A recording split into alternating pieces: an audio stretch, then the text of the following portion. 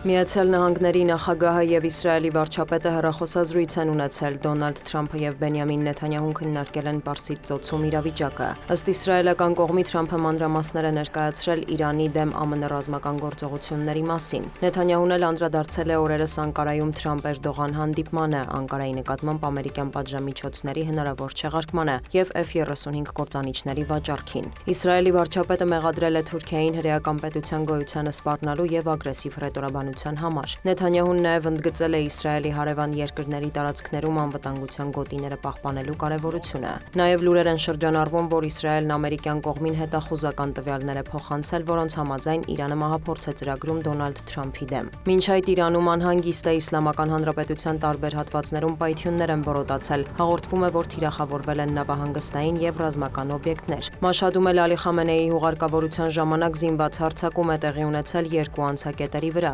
Հրաձգության հետևանքով զոհվել է առնվազն 4 բասիջի մարտիկ։ Հարձակվողների ինքնությունը մնում է չպարզված։ Տեղեկություններ կան, որ Կատարի, Սաուդյան Արաբիայի, Թուրքիայի, Պակիստանի եւ Եգիպտոսի միջնորդները ջանքեր են գործադրում հասնելու դեէսկալացիայի եւ նպաստելու միջուկային հարցերով բանակցությունների վերսկսմանը։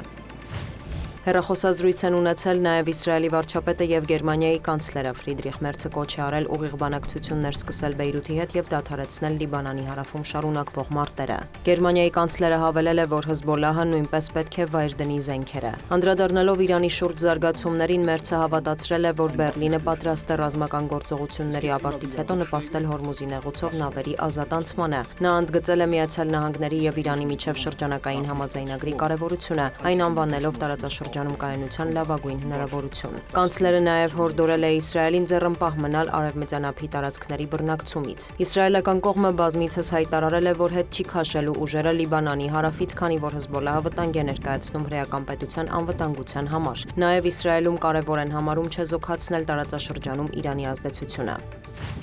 Ռուսաստանի պաշտպանության նախարարությունը հայտնել է գիշերը ուկրաինական 376 անօդաչու թռչող սարք խոցելու մասին։ Թիրախում են եղել Բելգորոդի, Բրյանսկի, Կալուգայի, Կուրսկի, Լենինգրադի, Նովգորոդի, Պսկովի, Սմոլենսկի, Տվերի, Մոսկվայի մարզերը, Ղրիմը, Ազովի ծովի տարածքը։ Կրասնոդարի երկրամասում նավթավերամշակման գործարան է վնասվել, օբյեկտի տարածքում հրդեհ է բռնկվել։ Ռոստովի մարզում եւս նավթային օբյեկտներ են թիրախավորվել։ Տագանրոգում կան ավերածություններ։ Մի շարք օդանավականների աշխատանքը սահմանափակվել է։ Այս ֆոնին Վոլոդիմիր Զելենսկին հայտնել է, որ այժմ արդար խաղաղության հասնելու հնարավորություն կա։ Նրա խոսքով Ուկրաինան ուժեղ է մարտի դաշտում եւ երկնքում, իսկ Ռուսաստանը կորցնում է առավելությունը։ Նա նաեւ տեղեկացրել է, որ առաջիկայում Միացյալ Նահանգները Պատրիոտ հոբ համակարգերի համար նախատեսված հրթիռներ կտրամադրի Կիևին։ Նաեւ Ուկրաինայում ամերիկյան Պատրիոտ հրթիռների արտադրության լիցենզիաներ ստանալու պայմանավորվածություն կա։ Նախագահը հավելել է, որ Կիևը պաշտպանական ոլորտում գործակցություն է սկսում Թուրքիայի եւ Ադրբեջանի հետ։ Զելենսկին շեշտել է, որ Անկարայում օրերս տեղի ունեցած ՆԱՏՕ-ի գագաթնաժողովը եւ դրա շրջանակում Դոնալդ Թրամփի հետ հանդիպումն արդյունավետ էին Ուկրաինայի համար։ Նրա խոսքով ավելի շատ երկրներ են ցանկանում տեսնել Կիևին ՆԱՏՕ-ի կազմում եւ հարգում են ուկրաինական բանակի փորձն ու կարողությունները։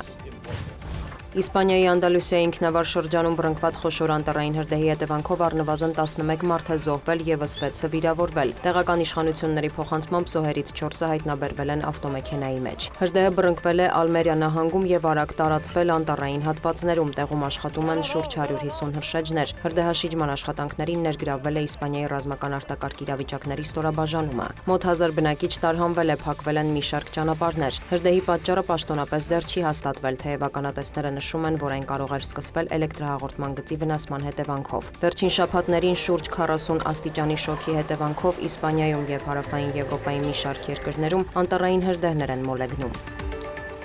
Դիանա Գասպարյան, լուրեր։